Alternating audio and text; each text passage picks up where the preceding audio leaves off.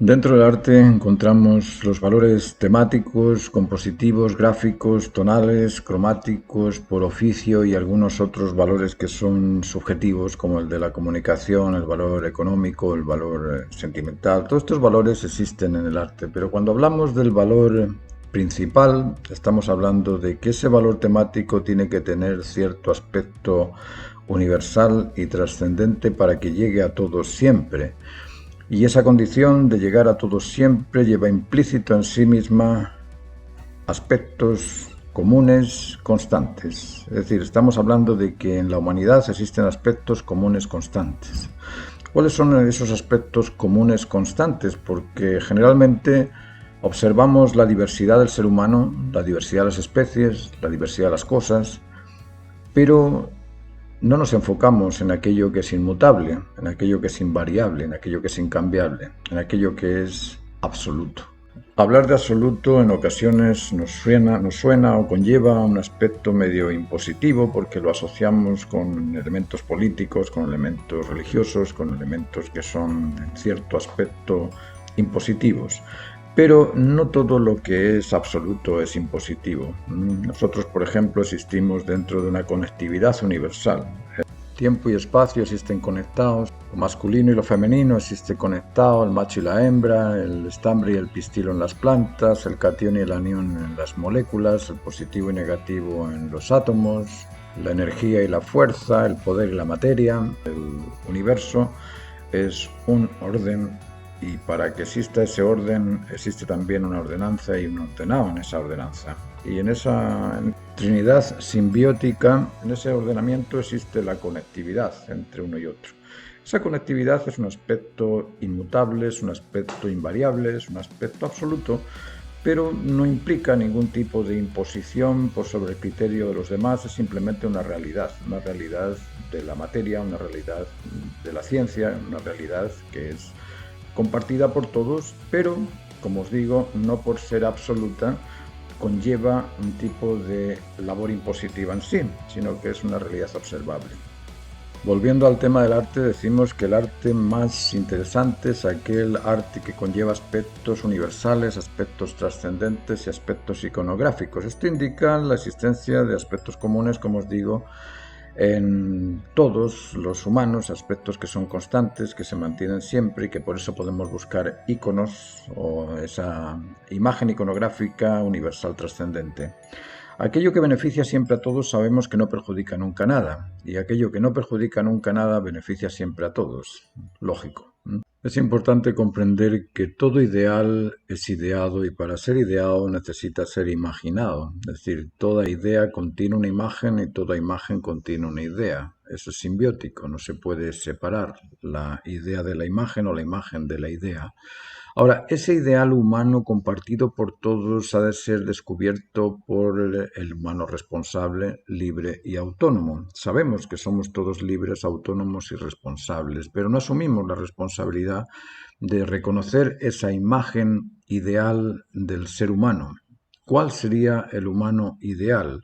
Porque si estamos hablando de que el arte busca temáticas trascendentes, universales y que sean constantes y que estamos buscando también aspectos iconográficos o emblemáticos para que sean por todos reconocidos, estamos hablando de que existe un aspecto compartido por todos los humanos que es común y constante, es decir, que está en todos siempre. Esos aspectos comunes y constantes los debemos descubrir nosotros, cada uno. No tenemos que esperar ni al Dios, ni al Mesías, ni al profe, ni al instructor. No, es responsabilidad particular de cada uno. Hoy es fácil comprender que todos aprenden pronto a hablar, pero si nos imaginamos los primeros antepasados, el lenguaje para ellos era algo desconocido, algo muy difícil de aprender y probablemente pasaron siglos y siglos donde la gente no podía entenderse. Hoy para nosotros es fácil leer, escribir con los medios que tenemos, con que disponemos, pero en la Edad Media era muy difícil encontrar a alguien que supiera leer o escribir. El esfuerzo por aprender a leer o escribir ha tomado siglos. Lo mismo nos toma la comprensión de esa identidad ideal del ser humano. La mejor manera que yo encuentro como para descubrir los aspectos constantes y continuos que me hacen reconocer al ser humano son los insultos. Sí, los insultos. ¿Por qué? Porque cada vez que yo insulto a alguien le estoy diciendo cómo debe ser. Si le digo que es un mentiroso, estoy diciéndole que debe ser sincero. Si le digo que es un flojo, estoy diciéndole que debe ser responsable. Si le digo que es egoísta, estoy diciendo que debe ser altruista, que debe ser incondicional, que tiene que ser colaborador, cooperativo. Es decir, estamos hablando de una serie de valores humanos que son compartidos por todos y por eso existen los insultos para determinar en qué momento estamos lejos, estamos obrando fuera de ese ajuste mental o ese ajuste humano. Y si le damos unas cuantas vueltas al asunto, vamos a encontrar muy fácilmente cómo debería ser el humano ideado o esa imagen del ideal humano. Todos esperamos al incondicional en el afecto, al respetuoso responsable y al sincero confiable. Eso lo tenemos todos dentro de sí. Nosotros estamos esperando a aquel ser motivante, responsable, disciplinado, aquel ser que es puntual, aquel ser que es de alguna manera comprometido con el bien de todos, con el bien común. Eso lo sabemos todos y no hay que dar lecciones de filosofía para entender que a todos nos gusta ser amados, respetados, confiados. A todos nos gusta el bien común, el sentido común, el ideal común. Eso nos gusta a todos. Lo que tenemos es que descubrirlo y para eso está el artista, para poder ofrecer esa imagen del ideal humano. Ese ideal es ideado y para que exista un ideal necesitamos de la imagen. Idea e imagen son simbióticos. No podemos imaginar aquello que no tiene una imagen y no podemos idear aquello que no tiene también una imagen. Luego la imagen y la idea y la imagen son simbióticos. Es como hablar del tiempo y el espacio. ¿Cómo podemos definir el espacio si no es durante un tiempo y cómo podemos definir el tiempo si no es en un espacio? Es decir, hay un montón de cosas que son simbióticas y que las dejamos a un lado, no nos interesamos en ellas cuando son muy interesantes. La imagen de una idea que es ideada es en sí misma es imaginada y en ese imaginar esas ideas o esas imágenes existe una responsabilidad particular de cada uno. Nosotros hablamos de que existe un ideal imaginario, que es el ideal del arte, un ideal que es el ideal humano, un ideal que es el ideal de la creación. En todo caso existe un ideal. Y si existe ese ideal es porque existe una imagen. Esa imagen es la que tenemos que descubrir y somos responsables nosotros, que somos libres, autónomos, y porque somos libres y autónomos somos los responsables de descubrir cuál es la imagen de ese ideal humano por todos compartido, porque según el arte, si decimos que el máximo valor del arte reside en aquel tipo de temas con una caracterización universal trascendente, estamos diciendo que existen aspectos constantes continuos y que son comunes a todos. Y en eso estamos afirmando la existencia de un ideal humano. Ustedes dirán, bueno, ¿por qué enclavar en el artista esa responsabilidad de transformar a la humanidad, o esa responsabilidad de mejorar la realidad del humano? ¿Cómo puede el artista educar al ser humano, dirigir al ser humano, orientar al ser humano? Bueno, si nos damos cuenta, los medios de comunicación los hacen los artistas. Las agencias de publicidad publicitan aspectos artísticos en los envases de los productos. Es el artista el que te crea el diseño del auto, es el artista el que te hace los muebles de la casa, es el artista el que opera detrás de la cámara en una película, es el artista el que está detrás de la cámara también en la televisión, es el artista el que sugiere estándares de belleza, el que sugiere estándares de comprensión, estándares de... incluso hasta los libros están diseñados por artistas. Luego, el artista es en cierto aspecto responsable de aquello que se crea socialmente. La sociedad responde a estímulos, responde a impulsos, y esos estímulos y esos impulsos vienen derivados del observado.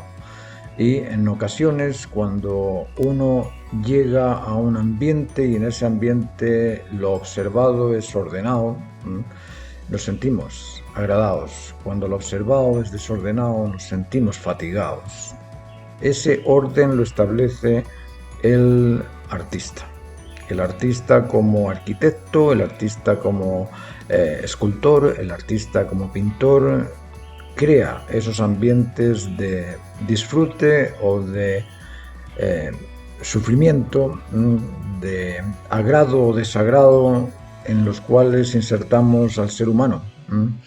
Si la clase del colegio está bien construida, el espacio es un espacio agradable, las ventanas nos hacen ver un patio bien diseñado por el diseñador de interiores o por el diseñador de exteriores o por el diseñador, sea cual sea, nos sentimos agradados. Pero detrás de ese agrado está el trabajo del diseño ya sea del ambiente, ya sea del jardín, ya sea el diseño de la casa, ya sea el diseño incluso de las mesas, del vestuario, de los libros. No nos damos cuenta de que el artista tiene una responsabilidad social y que en muchos casos es más importante que la responsabilidad política o que la responsabilidad filosófica o que la responsabilidad religiosa. ¿Por qué? Porque los artistas llegamos a la gente de una forma directa, sin darse cuenta de que somos nosotros quienes llegamos a esa multitud, a esa sociedad. Si nos fijamos, las costumbres, los bailes, las danzas, la música, la pintura, la escultura, incluso la comida, está diseñada por algún artista. Luego esa responsabilidad de crear a ese ideal amable, a ese ideal sincero, a ese ideal responsable, la tenemos todos los artistas. Independientemente de que haya sociedades que reducen al artista y que lo quieren eliminar. Eso jamás podrán hacerlo porque dependen del arte. El arte es sinónimo de excelencia. Y la excelencia, lo perfecto, la calidad de los productos se debe al esfuerzo de los diseñadores, al esfuerzo de los dibujantes, al esfuerzo de los pintores, al esfuerzo de los literatos, al esfuerzo de los actores, al esfuerzo de los cineastas, al esfuerzo de tanta gente relacionada con el arte. Y como os digo, nos falta comprender la responsabilidad que tenemos. Que los valores máximos perseguidos por el arte son esos valores que emocionalmente nos hacen sentir plenos, que intelectualmente nos hacen sentir ajustados y que nos convencen y que motivacionalmente nos hacen sentir bien.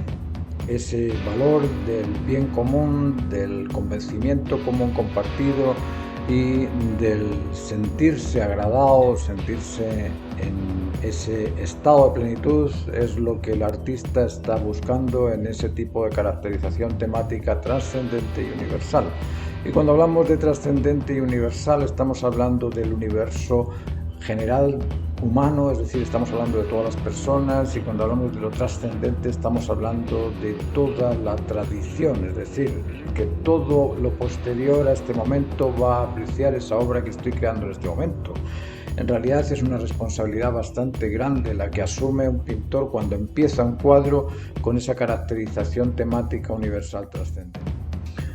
Es obvio que no todos los artistas están buscando temáticas trascendentes o caracterización universal en su propuesta pictórica, porque en ocasiones estamos buscando otras cosas. Estamos buscando algo más cotidiano, algo más simple, algo investigativo, algo que estamos descubriendo, y en esos momentos de investigación, en esos momentos de ensayo, en esos momentos de búsqueda, pues quizá no existe esa pretensión de hacer algo universal y trascendente. Como os digo, eso es ideal. Eso es un ideal que algunos lo persiguen, unos tal vez consiguen algo de ese ideal, otros consiguen otras porciones, pero a mí lo que me atañe o lo que me llama la atención es que estemos buscando ese tipo de pretensiones independientemente de que nosotros las cumplamos o no. Es decir, que por naturaleza, la misma naturaleza nos lleva a la búsqueda de aspectos de calidad. Nos guste o no, nos apetece más vivir en un recinto inmobiliario protegido, compartido, bonito, con buenos jardines, con buenas casas, con espacios grandes, con comodidades, que estar viviendo en un... A todos nos gusta y todos preferimos el bienestar. No conozco gente que realmente se torture viviendo y que disfrute con esa tortura. Generalmente buscamos cosas que sean agradables y en ese agrado, lógicamente, el máximo agrado es el agrado por todos compartido, el máximo convencimiento es el convencimiento por todos compartido y el máximo bienestar es el bien común por todos compartido. Eso es obvio, evidente, claro. Luego, ¿cuál es la finalidad del arte? Lógicamente es un bien por todos compartido, que agrade a todos y que se ajuste a las necesidades sociales de la humanidad entera. Como antes dije, el bien común, el sentido común y ese ideal común humano es por todos perseguido, es por todos buscado, es por todos esperado. Espero que esta clase haya sido de vuestro interés. Si queréis continuar con el curso de 24 clases durante 3 meses, son 2 clases por semana de 45 minutos cada una en horario flexible. Buscamos la forma de acomodarnos. Nos dejas un WhatsApp en el siguiente teléfono que os dejo a continuación. Gracias y nos vemos en las clases.